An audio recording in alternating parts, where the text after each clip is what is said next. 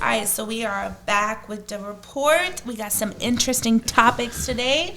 We're here with myself, Roma Army. To the right of me, we got Mr. Remarkable. I'm back on the deck. Yeah, also known as the hostage. Yeah, anybody want to pay his bail?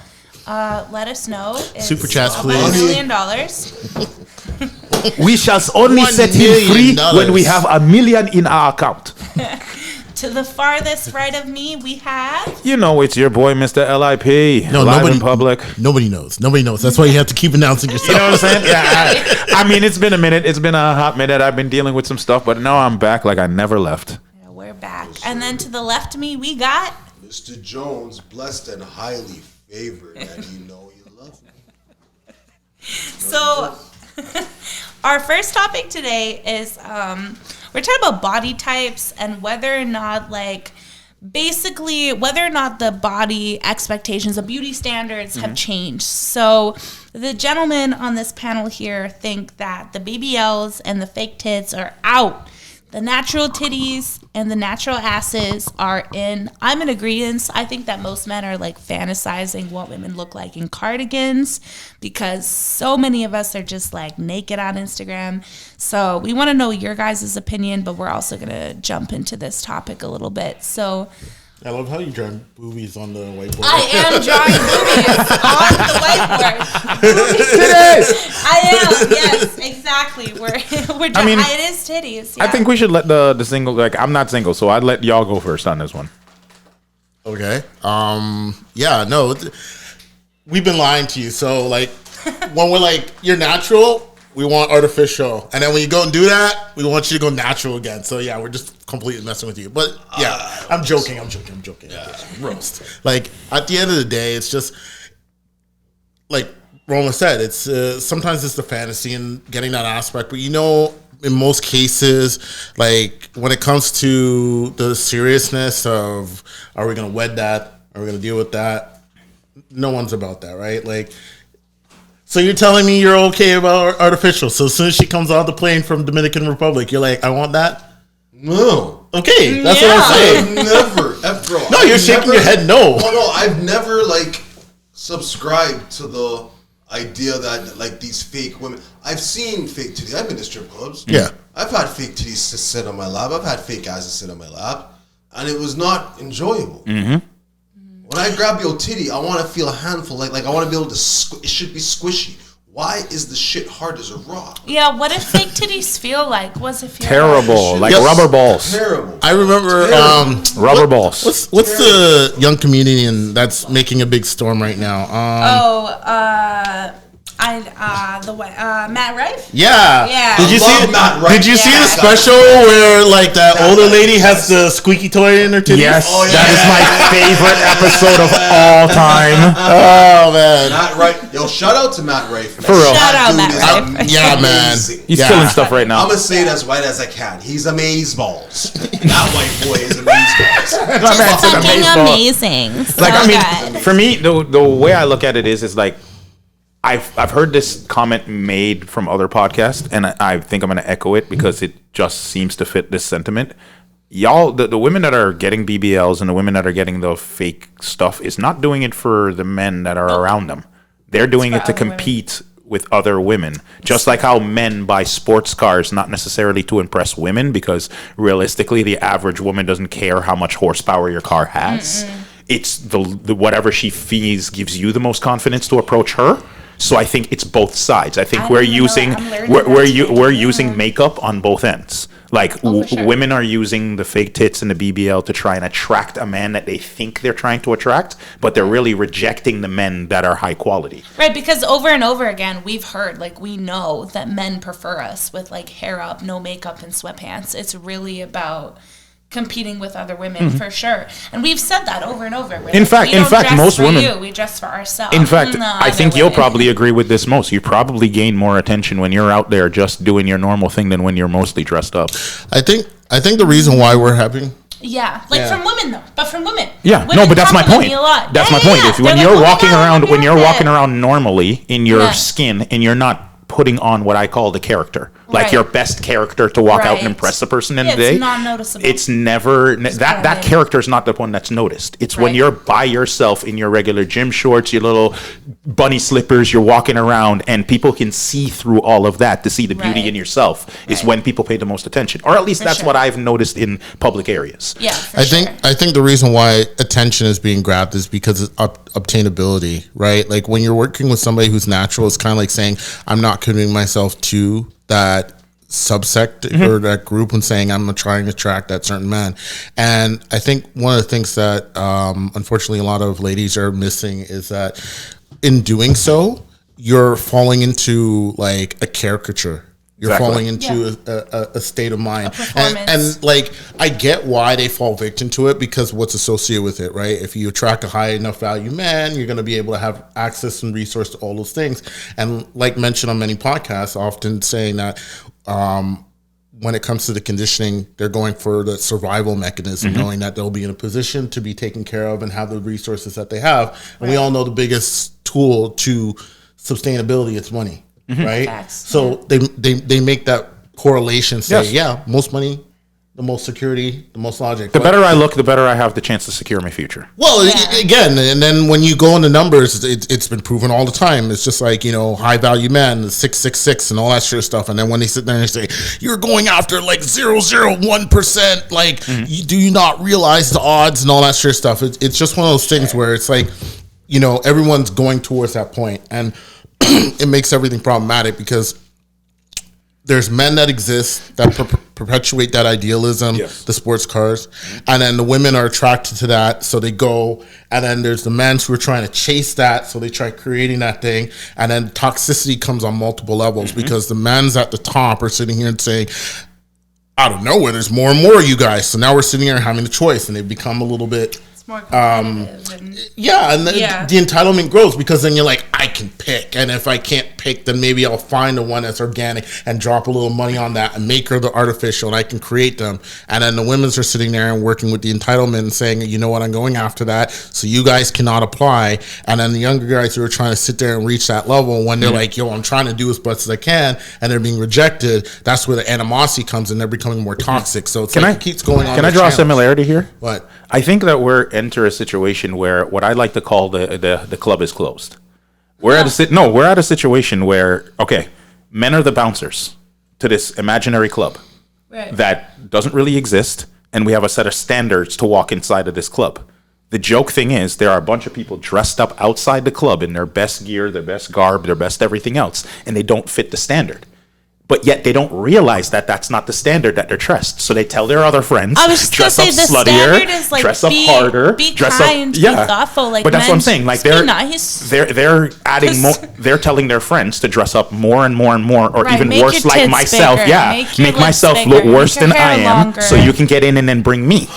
So it's the Right. entrance into the club. Like you'll have a bunch of guys. I don't think you're getting that camaraderie. They're just looking at... No, I don't think they're camaraderie. I think they're just saying that if that girl gets in looking the way she does, I have a better chance of getting into the club. But what you said is like they're telling their friends behind them, say, okay, dress sluttier. Yes. In order to get in to bring me in.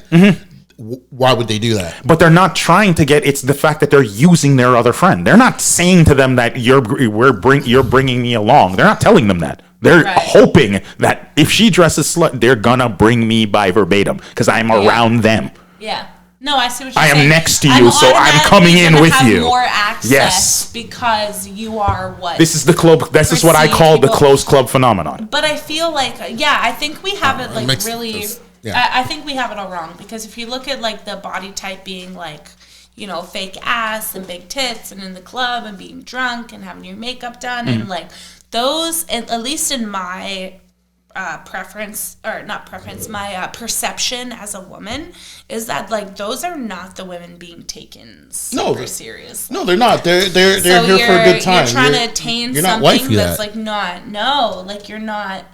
You're just automatically. I think don't Jones has something know. to say. What are you talking about?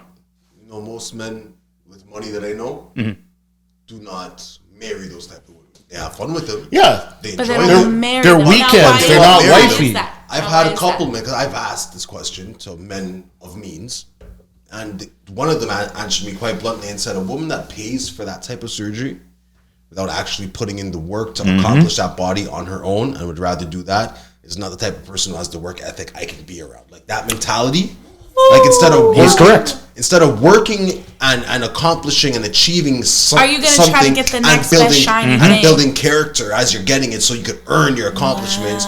You just paid for it. Well, but that type of mentality will shine through in the rest of your life. So I was watching something on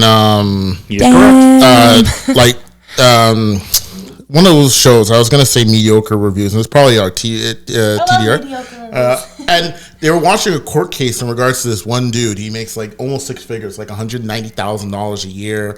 You know, got this woman a job at his workplace. Pretty much hooked her up. She has 3 kids, 3 different men, all that shit stuff. She follows the archetype of someone who looks good, like just unobtainable benefits. She didn't work on it, and married, house, all that shit stuff, and he fell into the trap.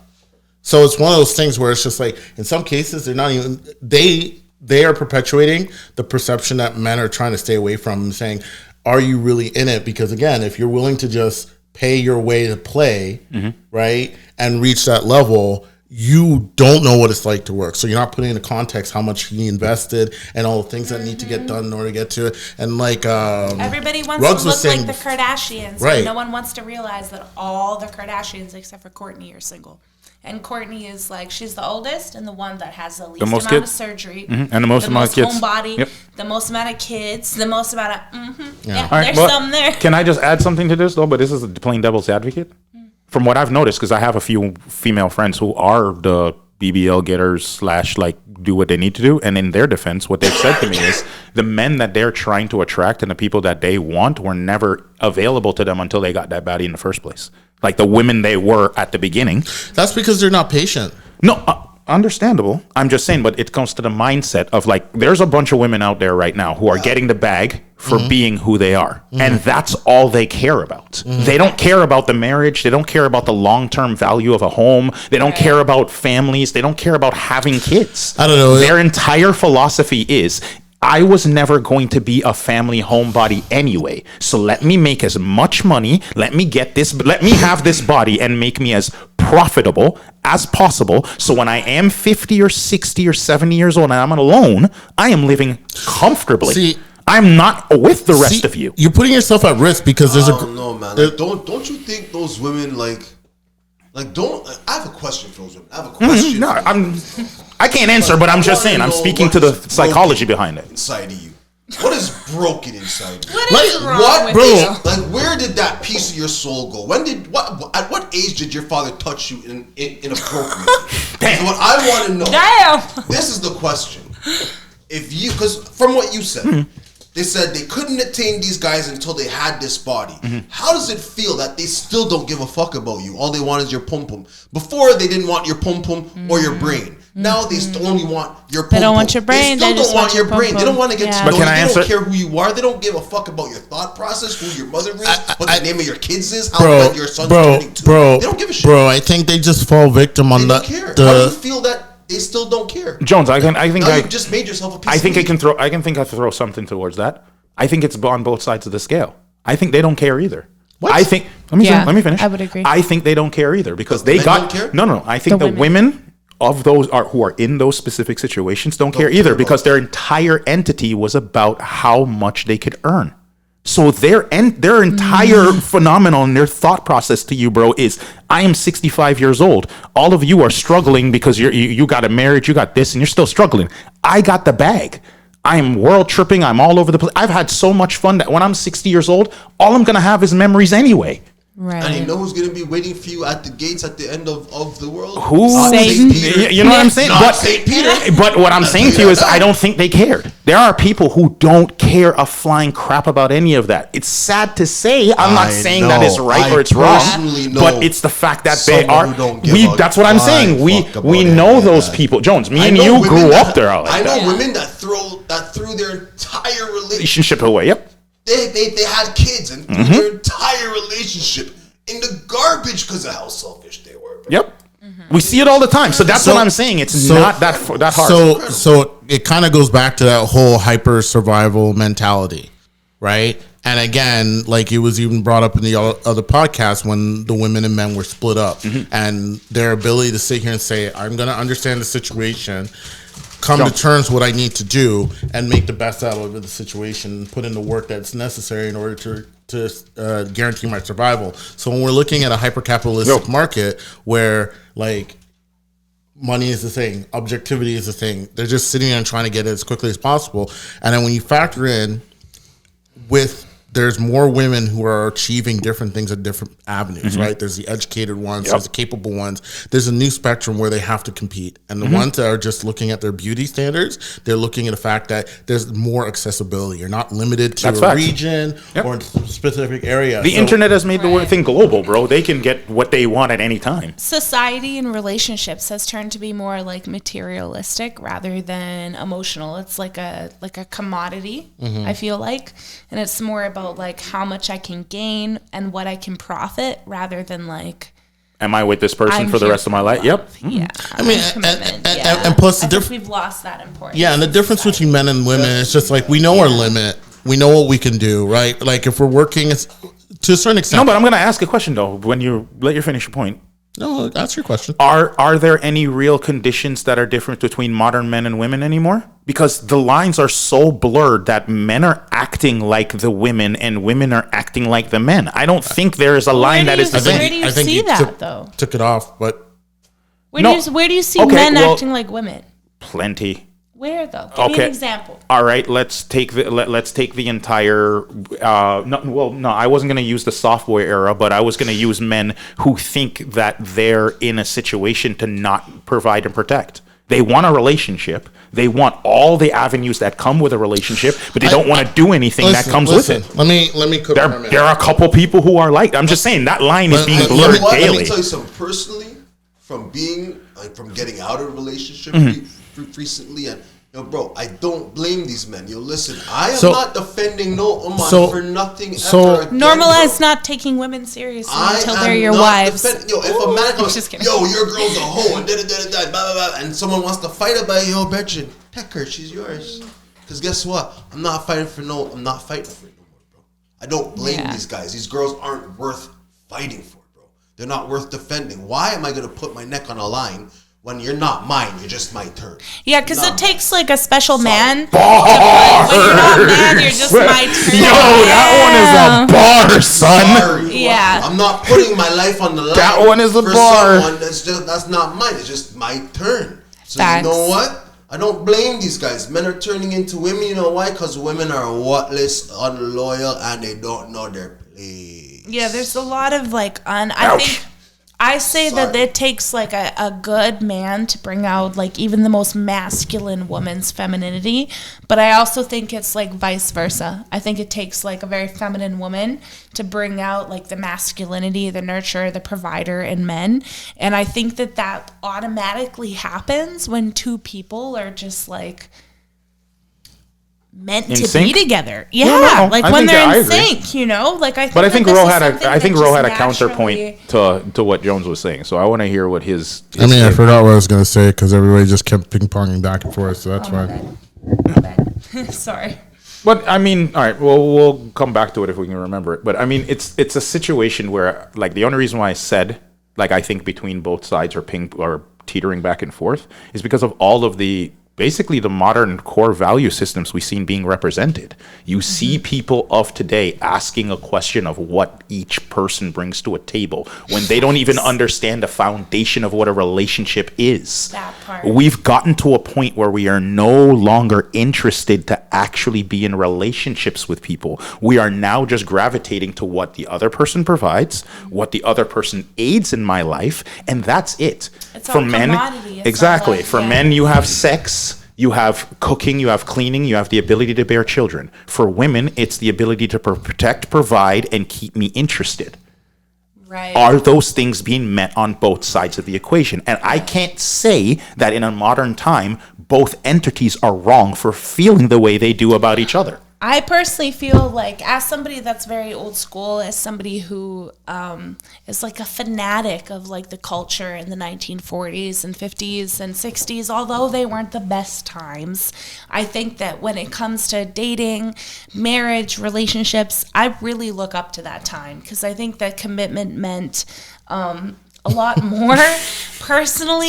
I mean, they had like standards in dating. Even women, like, it was like socially unacceptable to ask a man to expect a man to take you on like a super expensive first date, because as a woman you wanted to make sure that he had enough money to take you on a second date. Yeah. These are like very real things where there was more of an ideology of like, you know, we're experiencing life together. And I think that like the expectations for men in the dating world have stayed the same, but the expectations for women have like lessened. You've been watching some of my previous content. So we expect more, but expect less of ourselves.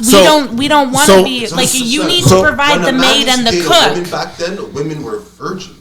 Well, but not only that, women held their mother. If you look at like World War II, when the men were all out in war, women were the frontline workers of America. They were the ones delivering the food, the mail. They were the ones that were rationing the water, the food, the cooking. They did all that. They kept like because it goes by, and it's gonna be taken out of context when in Ignatium is the hierarchy and the dependency on each other, and there was a clear distinction on what people needed to do in order to fulfill certain roles, even when the thing shifted, because when you had the men providing and taking care of stuff at home for the home, the women were taking care of the home, right? Then when they went to war, it's the men are out there protecting and providing for the country, which is the home. The women are making sure that the home is still functioning. So there was always a shift that where everyone comes to, everyone's dealing with. So, you know, the conversation and the way I'm putting my hands up is to show that there was a hierarchy. And then when things started to equalize, I think that's where the challenge structure came from. Right? And then as opportunities present itself, and again, I'm on the side of the fact that women should have the rights to vote, the rights to do stuff with their body, protect it. That open window came with very little moderation, especially on the south side. Right. So when I was stating in before in regards to men knew what they were capable of doing and what was accessible to them, in standard aspect, you know, as a man, you can only go as hard as what you physically could. Now, modern times, there's more options for us to make money, right? You can be in the stocks, you can be this, you can do that. But a lot of times with your physicality and your capabilities, your merit, and your ability to do and act in certain manners in certain situations. Now, when those things are coming up and we're going about the societal standards on women, their liberties have opened up too many gates to kind of come back and say, okay, you know what? They're self-governing. That's why when you were talking on the previous episode, when most women are told at a certain age, you guys expire. I don't think it was like, it's been taken out of context in full, but in the general, it was kind of like there has to be a state that moderates you, because if there's not an opportunity to kind of keep things in check, you're all over the place. Right. As women, that's why. But I think though the problem when it comes to that is moderation, and all of that stuff comes with a certain amount of goddamn it, what's the right word for it? Accountability. And I think that's 90% of what we've done. Responsibilities come with like equal accountability. We've lessened. We've given more responsibility to women, but lessened the accountability that comes with that responsibility. No, we expected that accountability would come from it. Mans would know, right? Like any man's do a survey. If you're like, yo, I got fired from work today or I lost my job, your mindset automatically is, I need to go out and get that paper. Yeah, it's not my woman is gonna pick me up and You're not gonna gear down, and you might be woe is me for a couple of days, but you know at the end of it, hold on, let's pause that. It might be that the wifey's got me, but at the same time, she can't have me forever. That's what's in your brain. No, it's like but regardless of how you do that, if your wifey is Roma, she definitely can't. No.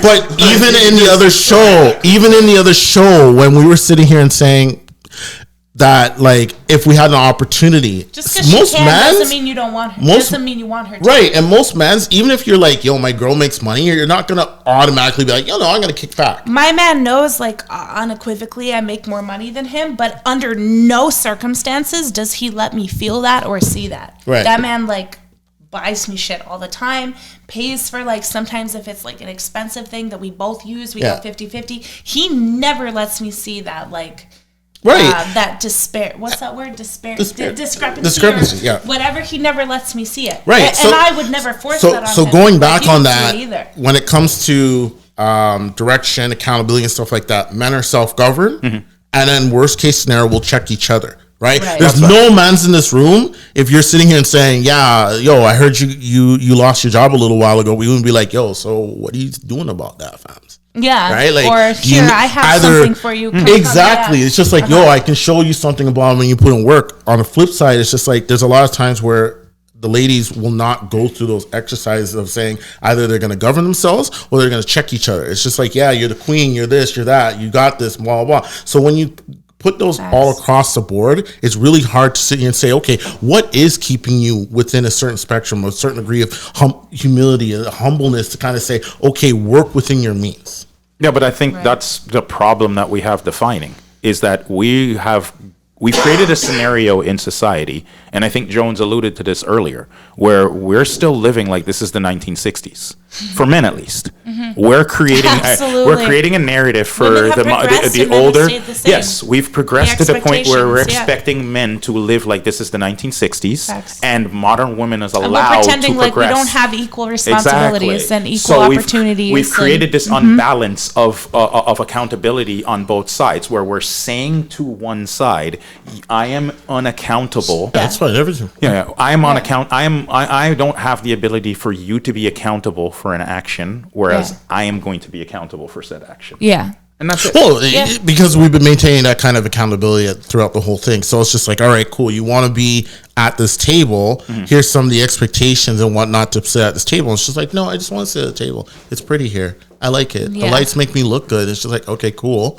Then let us do what we need to do in order to keep things going. No, I want to be a part of it. Yeah, like, but I think that's where we're all in the niche. It's like, we want you to be a part of the table, but you got to do the work to be a part of the table. Yeah. I think we're at that point to create a narrative where we're trying to drag these people along, and they don't want to come along. Like, they want to run behind the bus, they want to ride in the bus, but not help push it. Facts. Anyways, we can go on ad nauseum with that. Yeah, but I think that we pretty much covered that one pretty much, right? In the detail. Yeah. All right, people, please like, subscribe, and share, and also let us know: are we way off on these topics? Yeah, are we bringing it in? Are we or? completely missing to the point? Have modern society gotten to a point? Is the BBL thing still a thing? Are y'all into it? Is them fake titties, them hard punching ball bags as titties that y'all like? Are they interesting? Is the porno body good? Please let us know. Only the buttholes. You're on for tonight, not a fortnight. So like, sit down. For tonight, not a fortnight. Until next time, ladies and gentlemen. Peace.